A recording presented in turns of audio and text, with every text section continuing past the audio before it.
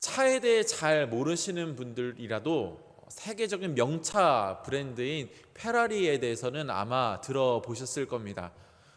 재작년에는 이 페라리의 초기 역사를 다룬 영화가 개봉하기도 했는데요. 2년 연속 세계에서 가장 영향력 있는 브랜드에 꼽히기도 했던 이 페라리는 이미 수많은 사람들, 특별히 자동차 좋아하시는 분들의 선망의 대상이 된 지 오래입니다. 자, 그렇다면 왜 사람들은 이 페라리 자동차에 이렇게 열광하는 것일까요? 전문가들은 바로 소리 때문이다라고 이야기를 합니다. 물론 페라리가 유려한 디자인을 가지고 있고 자동차 성능 역시 매우 뛰어납니다. 특별히 경주용 자동차를 만들던 회사이다 보니 그런 노하우들이 많이 있었던 것이죠. 그러나 시간이 갈수록 디자인도 또 성능도 상향 평준화되어 가는 시기이고, 더군다나 어떤 회사에서는 오히려 디자인이나 성능에서 더 낫다라는 평가를 받기도 합니다. 그럼에도 불구하고 사람들이 페라리를 선택하는 이유가 바로 소리 때문이다라는 것인데요. 당시 이제 페라리가 많은 인기를 모을 때 골칫거리가 하나 있었습니다.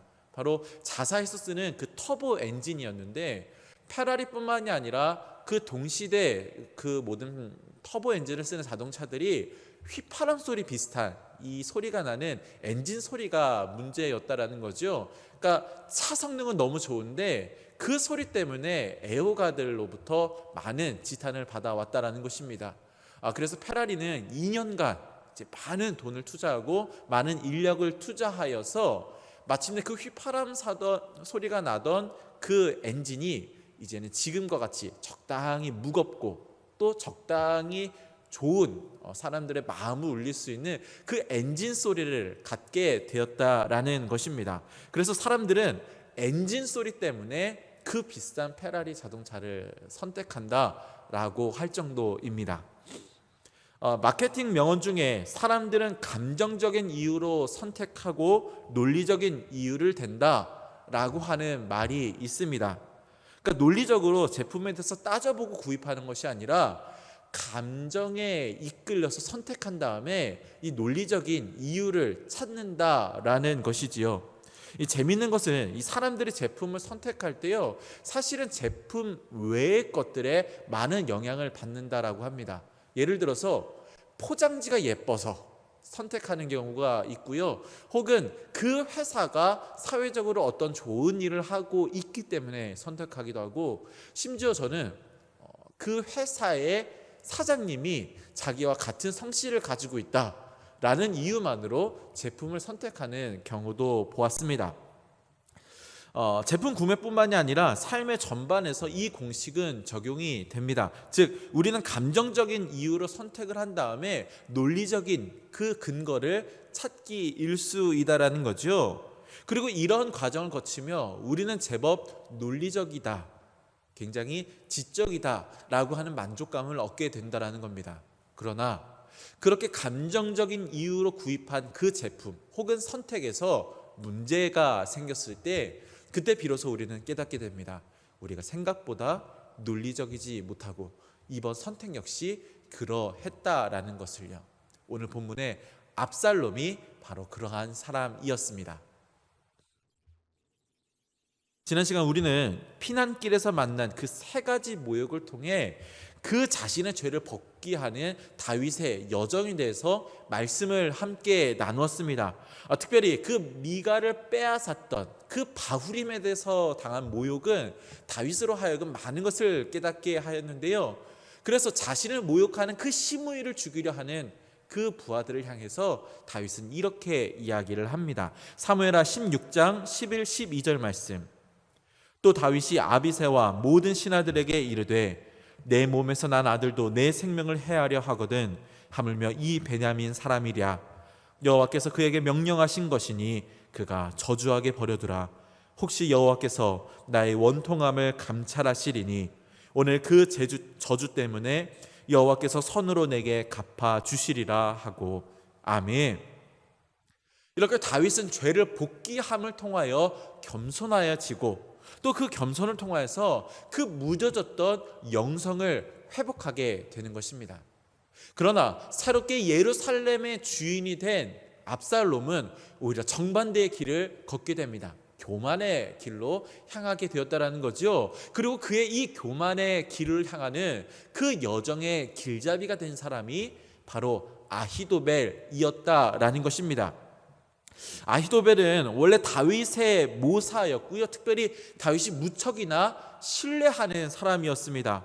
여러분 얼마나 신임했던지 사무엘하 16장 23절에 보면 아히도벨의 말을 하나님께 물어서 받은 것 같이 여겼다. 즉 아히도벨의 말을 하나님의 말씀과 같이 여겼다라고 이야기를 합니다. 그래서 어떤 목사님은 한 강의 집에서 이 다윗은 아히도벨과 함께하면서 하나님의 말씀을 물어보러 가는 그런 일들이 줄어들었을 것이다. 왜냐하면 하나님께 나아가는 것보다 아히도벨에게 물어보는 게 더 편리하니까 라고 이야기하기도 합니다.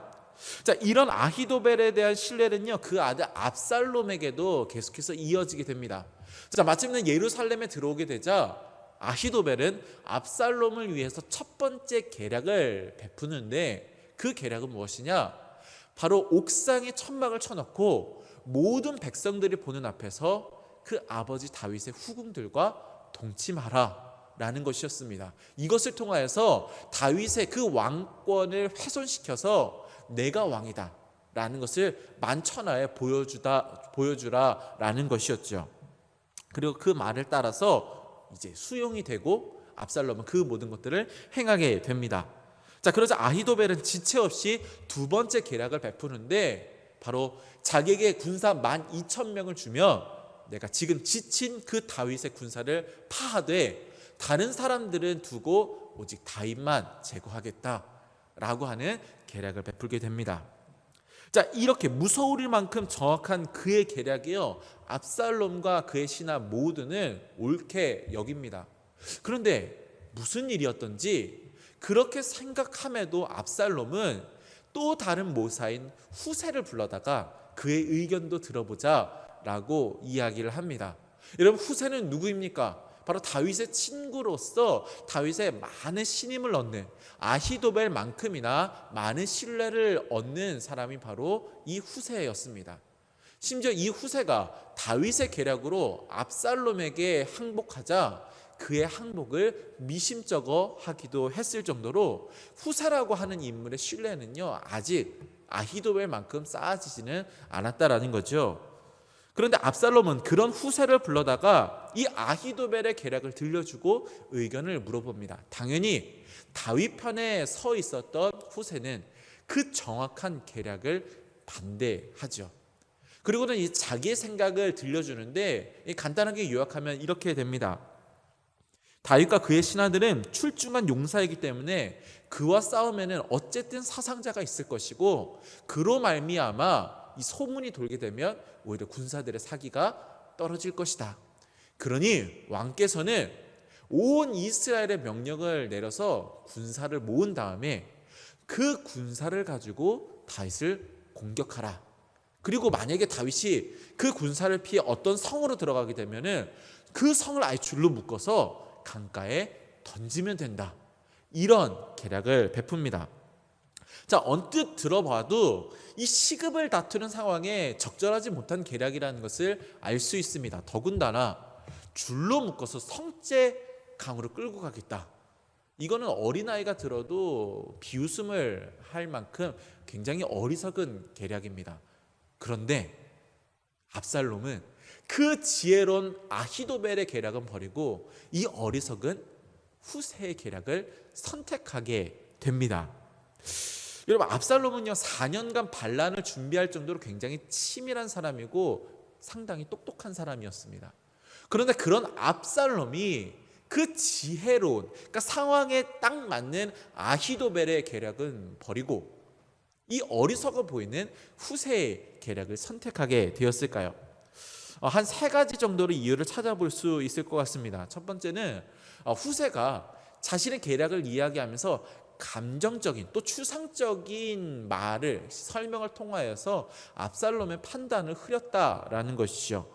실제로 이 후세의 말을 보면은 정보만 전달했던 아히도벨과 달리 굉장히 추상적인 단어를 많이 쓰고 있는 것을 알 수 있습니다. 뭐 땅에 내린 이슬과 같이 라든지 혹은 새끼를 빼앗긴 곰이라든지 이제 이러한 감정적이고 추상적인 용어를 사용해서 압살롬의 판단을 흐렸다라는 것입니다. 또 후세는 이 중간에 계속해서 압살롬이 교만할 수밖에 없는 그 앞첨의 말을 섞고 있다라는 것을 알 수 있습니다. 아히도벨은 나에게 군사를 주면 내가 가서 다윗을 잡아오겠다라고 이야기하는 데에 반해서 후세는 온 이스라엘 백성들을 당신이 끌고 가시면 당신이 승리하게 될 것이다. 그리고 그 말 속에는 당신이 모든 백성들에게 왕으로서 인정을 받게 될 것이다 라고 하는 아첨의 말이 숨어 있었다는 것입니다. 하지만 압살롬이 이 어리석은 선택을 하게 된 가장 결정적인 이유는 다른 데 있는 것이 아니라 바로 하나님의 개입하심에 있었다라는 것이죠. 자, 본문 14절 말씀. 압살롬과 온 이스라엘 사람들이 이르되 아렉 사람 후세의 계략은 아히도벨의 계략보다 낫다 하니 이는 여호와께서 압살롬에게 화를 내리려 하사 아히도벨의 좋은 계략을 물리치라고 명령하셨음이더라. 아멘. 여러분, 아무리 치밀하고 영리한 사람이다 할지라도 하나님께서 개입하시면 어리석은 선택을 하게 됩니다. 반대로 아무리 어리석은 사람이라 할지라도 하나님께서 개입하시면은 그가 택할 수 있는 가장 좋은 길을 택하게 되는 줄로 믿습니다. 인생의 크고 작은 선택 앞에 여러분 우리의 지식, 우리의 논리를 너무 믿지 않았으면 좋겠습니다. 왜냐하면 우리가 서두에 이야기했던 것처럼 사람은 감정적인 이유로 선택하고 나중에 논리적인 변명을 찾는 존재이기 때문입니다. 여러분, 우리 안에는요 결코 선한 것이 나올 수 없습니다. 왜냐하면 우리는 선한 존재가 아니기 때문이지요. 그러나 선하신 그 하나님 의지하며 특별히 우리 안에 거하시는 그 성령님 의지할 때 아무리 어리석은 우리라 할지라도 우리는 바른 길로 걷게 되고, 설혹 우리가 어리석은 선택을 할 때에도 그것을 그 화를 선으로 바꾸시는, 복으로 바꾸시는 하나님의 역사하심이 나타나게 되는 줄로 믿습니다. 두 번째 말씀 함께 나누겠습니다. 자, 압살롬을 정체시키는 후세의 계략은 보기 좋게 성공을 했습니다. 그러나 이 위기는요 해소된 것이 아니라 잠시 유예되었을 뿐이지요. 다윗은 속히 그 강을 건너서 이 압살롬을 피해 도망가야 했습니다. 자, 그래서 후세는 이 예루살렘에 남은 두 제사장 사독과 아비아달을 찾아가서요 자초지정을 설명한 다음에 오늘 밤 그곳에서 주무시지 마시고 그 강을 건너가라, 다윗에게 전할 것을 이제 제안을 합니다. 자, 그러자 두 제사장은 각각 자기 아들들인 요나단과 아히마아스를 다윗에게 보내게 되죠. 그런데 그 소식을 전하러 달려가는 이 두 사람이 압살롬의 부하들에게 발각이 됩니다. 그래서 이 추격을 하게 되는데, 다행히도 그 여리고성 싸움에 두 정탐꾼을 숨겨주었던 아합과 같이 한 여인이 이 두 사람을 숨겨줌으로써 위기를 모면하게 됩니다. 그리고 다윗에게 이 소식을 전하게 되죠. 여러분, 이 장면이요 그냥 지나가는 장면 같아 보이지만 굉장히 중요한 장면입니다. 마치 그 여호수아가 여리고성 싸움을 할 때와 같이 하나님이 이 당신을 따르는 하나님의 군대에게 승리를 허락하실 것을 암시하는 장면이기 때문입니다. 실제로 이 후세의 경고를 받아서 강을 건넌 다윗과 그의 사람들이 머무르던 곳이 마하나임, 바로 여호수아가 하나님의 군대 장관을 만난 그곳이라는 것이 이러한 사신들을 암시하게 됩니다. 자, 그리고 그 사이 압살롬은 그 후세의 말처럼 이스라엘 온 백성 중에 군대를 모아서 다윗과 전쟁을 하러 나오게 됩니다. 그래서 동쪽의 길르앗까지 접근을 하게 되는데요, 이제 동족 간의 전쟁은 피할 수 없는 현실이 되게 되었고요, 실제로 다윗의 군대를 이끌었던 사람이 요압이었는데 압살롬의 군대를 이끄는 사람은 바로 그 요압의 사촌이었던 아마사였다라는 것을 보아도 우리가 그 사실을 짐작해 볼 수 있습니다. 자, 양군이 이렇게 긴장이 높아지고 있었던 그때에 다윗 진영에 아주 조그마한 사건이 발생합니다. 바로 세 사람이 다윗을 찾아와서 선물을 주는 일이 있었는데요. 한 사람씩 보면 한 사람은 나하스의 아들 소비라고 이야기를 합니다. 여러분 기억하십니까? 다윗이 굴복시켰던 그 암몬 자손의 왕이 나하스였는데 그의 아들, 그러니까 왕자였던 소비라는 사람이고요. 두 번째는 로데발 사람 마길인데 이전에 사울 왕의 신복으로서 무비보셋을 숨겨서 길렀던 사람입니다.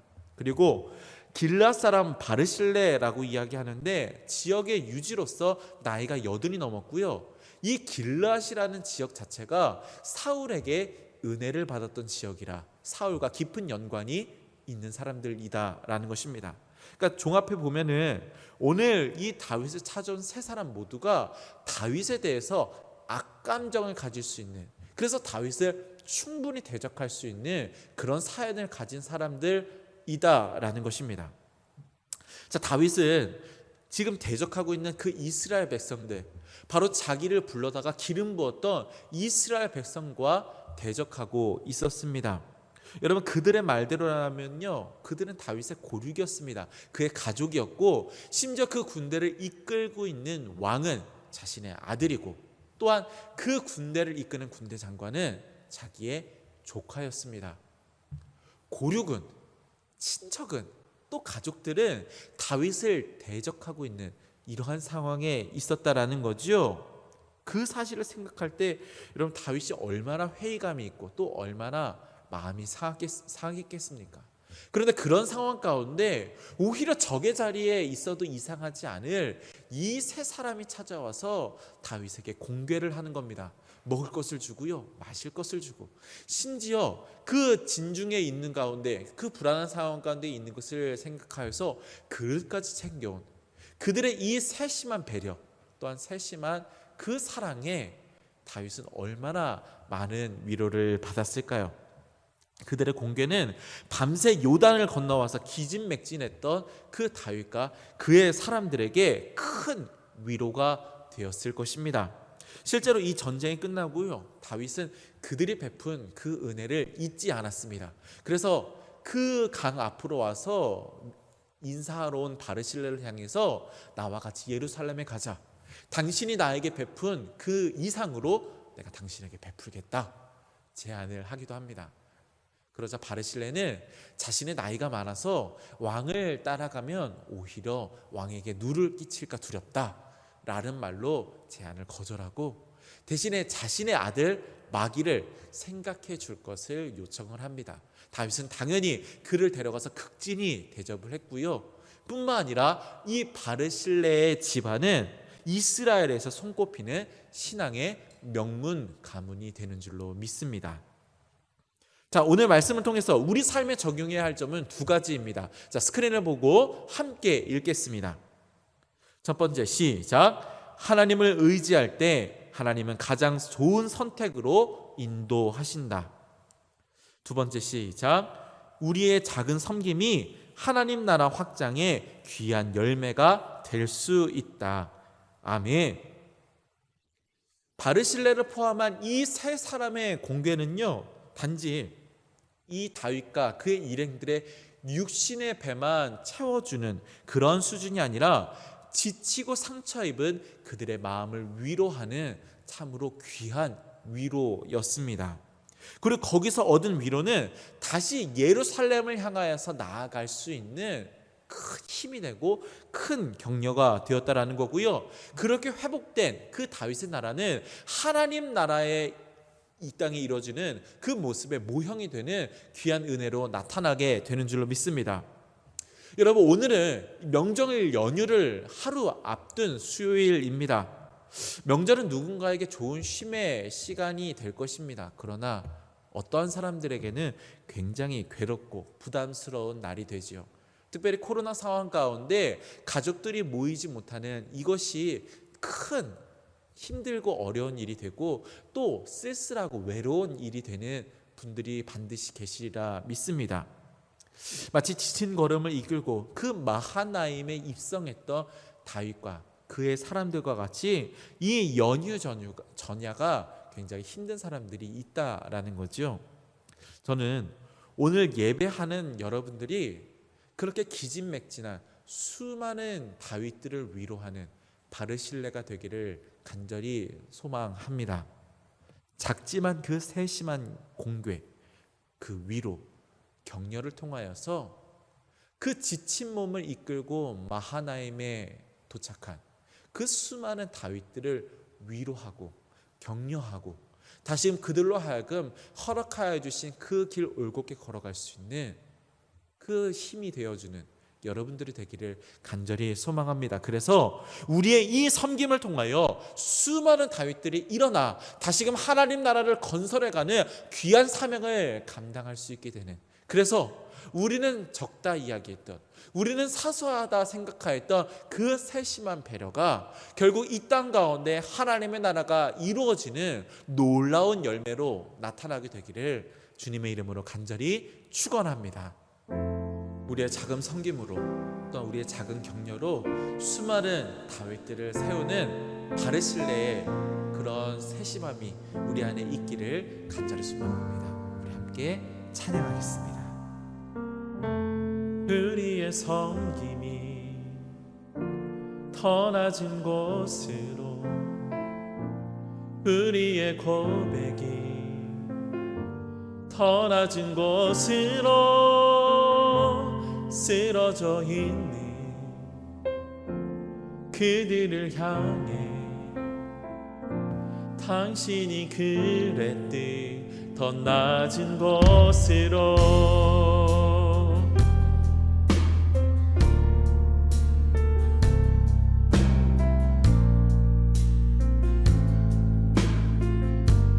다시 한 번 더 우리의 섬김이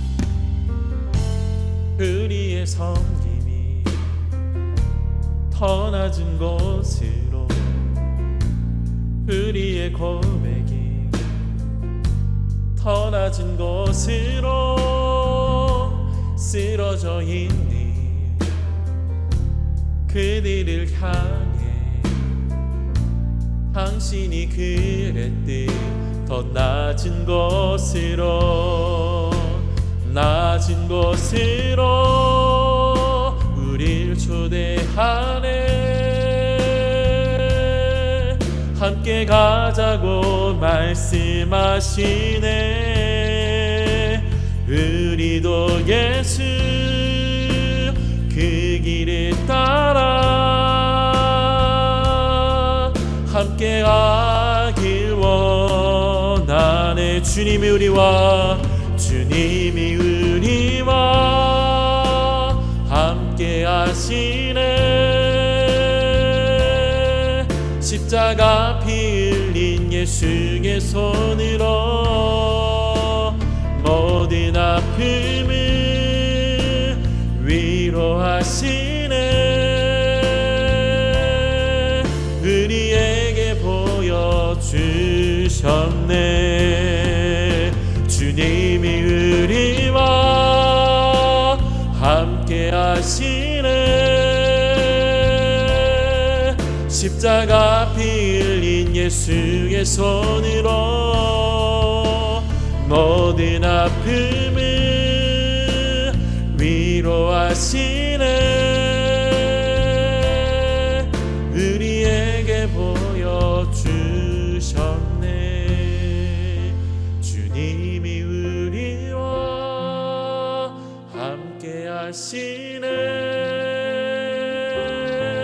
십자가 피 흘린 예수의 손으로 모든 아픔을 위로하시네. 우리에게 보여주셨네.